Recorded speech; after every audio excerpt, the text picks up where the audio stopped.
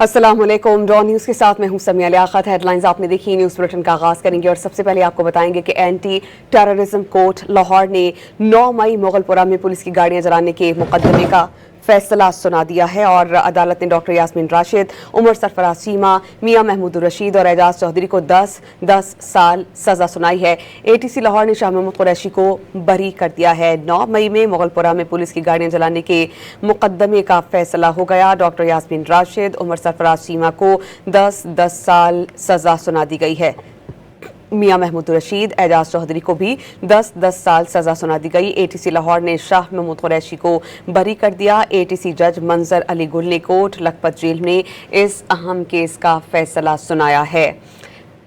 इंसदादी दहशतगर्दी अदालत लाहौर ने 9 मई को मोगलपुरा में पुलिस की गाड़ियां जलाने का मुकदमे का फैसला सुना दिया।